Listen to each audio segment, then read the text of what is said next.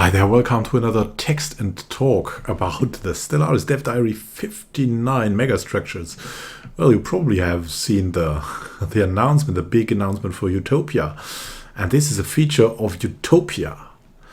And one of the paid features. So we'll look at what is coming here. Ring worlds, Dyson spheres. A lot of these megastructures you'll be able to build. Have you ever looked at a fallen empire's ring world and thought, I want to build one of those? Well, so have we, and we'll be able to do so. So what are megastructures? They are massive multi-stage construction projects that require an enormous investment of resources and time, but offer quite spectacular payoffs. So there, you could compare them to world wonders in Civ. That's about the same. I mean, if you think of the ring worlds you probably think of very high research bonuses that you can get early on.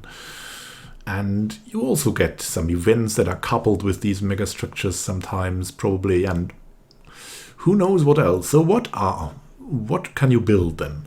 The ring world, the Dyson Sphere, the Sentry Array, and the science Nexus. It needs a number of advanced technologies and the appropriate ascension perks. About the perks, we had an earlier dev diary. You just can look about that in the playlist that I've linked in the upper right corner in the info card.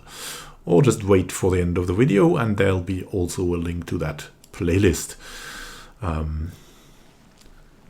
Let's see. These are probably the perks you can unlock. Yeah, the Circle of Life, a massive ring-shaped megastructure with artificial habitats built around the orbital circumference of a star. In theory, it could be done. Wow. Circle of Life. So probably expanding your world, galactic wonders. Megastructures are rightfully regarded as the wonders of our time. The scope of such a project would have been unimaginable mere generations ago. So these are probably the technologies you have to research. Once you've built the construction site for a megastructure, you'll be able to upgrade it to the first construction stage for a megastructure. So there are different levels. For the ring world and Dyson Sphere, this is an initial frame that provides no benefit, while the Science Nexus and Sentry Array gets a partially completed structure that provides some of the benefit of the finished version. From here, you can upgrade the unfinished megastructure to the next stages by investing more time and resources, so you can upgrade it. This is a real builder expansion, I think, in that aspect at least. For the Dyson Sphere, Science Nexus and Sentry Array, you upgrade one stage at a time, so there are multiple stages, not just two ones, like half and fully done, increasing benefits from each finished stage until you have completed the megastructure. Ringworld's frame has 4 segments that can all be upgraded into finished Ringworld sections simultaneously. That's the Ringworlds we already encountered, where you get a lot of research bonuses from the 4 parts of the Ringworld.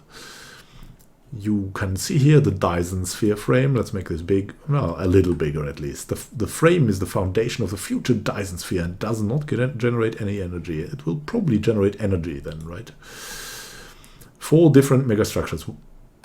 How do they work? So the ring world can only be built around a planet-rich star near borders, and once finished provides 4 maximum size 100% habitable planets. Immense. The ring world construction project will consume all planets in the system to be used as building materials. Wow. So you're getting utopian planets for your standard planets. Cannot be built around black holes, pulsars, or neutron stars, because would be sucked in or destroyed by the radiation. So the Dyson Sphere can only be built around a star in your borders and provides a huge amount of energy each month, with the amount increasing for each stage of the Dyson Sphere completed. Once completed, it will cool down the system, turning most planets there into frozen worlds. Whoa, cannot be built around black holes, pulsars, or neutron stars, so you'll basically shut a whole planet down. Along with the purging, this makes for very strange ideas. But maybe it will just change the climate to Arctic and you can have some Arctic monkeys hopping around there, doing their music thing. So And the Science Nexus. It can be built around any non-inhabitable, non-moon, non-asteroid planet. Similar to Habitats, provides a huge amount of science each month, with the amount increasing for each stage of the Science Nexus completed. So the idea is probably that the Science Nexus researches the planet that it is above. So it will probably also lead to a whole line of events for the planets that you can only trigger with the help of the Science Nexus. This is why I'm so excited about it. It's a full expansion, which means it's probably has some portraits. It has that expansion thing here you see here, so new possibilities, and it may also have a pack of events, or it will have a pack of events, because that's what Paradox basically said is a full expansion. So Sentry Array. What is the Sentry Array? It's probably, your radar. Can be built around any non-inhabitable, and so on. Functions as a sensor station, providing sensor range in a radius that grows for each stage of the Sentry Array completed. Once fully finished, it will give complete sensor view of the entire galaxy, so no need to fly around. You have your Sentry Array. You can send the messages to all of the stars. Now, it's hardly a subtle affair. All other empires that have communications with you will be notified about the start, progression and completion of such a project. Monumental undertakings involving the resources of a whole empire, these projects can also have unintended political and diplomatic consequences. Event chains for the megastructures. Also, much like the ring worlds already in the game, you are not the first civilization to conceive the idea of megastructures, and you may encounter ancient, ruined megastructures while exploring. Maybe even more epic ones that you can capture. How good would that be? Like that. That's probably the event. A Dyson Sphere frame. With the frame now in place, the awesome scale of the project is evident to all. Thrud bums in a spindly cage, but will eventually be completely surrounded by Savantian solar panels. Oh, and what's coming in the next one? Psionic Transcendence and the Shroud. Now, if the dev diaries are short, I'm usually going through a social media scan, but this is enough to swallow up.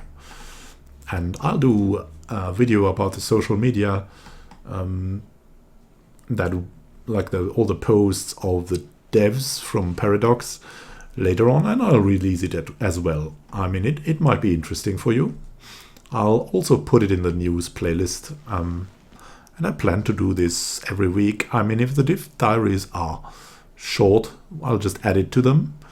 If the dev diaries are a little longer, I like to keep them at least a little bit short.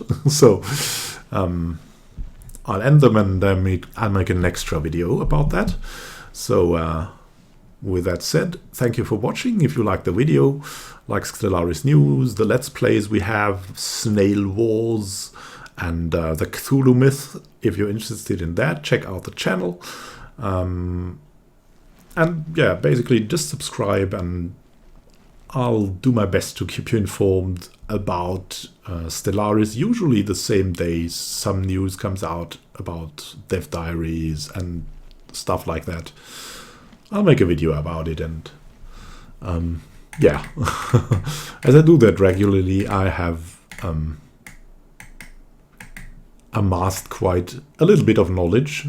I mean, there are probably a lot of you guys that know more, so I would be happy, and I have received very valuable comments in the comment section, of course. So if you know something else, if you know something about Utopia, about the megastructures that has been posted in some forum, and that you think is very important, please share it with us. It will be very, very interesting for all people involved. So thank you for watching. If you're interested, subscribe, and otherwise, see you in another video about Stellaris. Happy gaming to you, and have a good time. See you in Stellaris.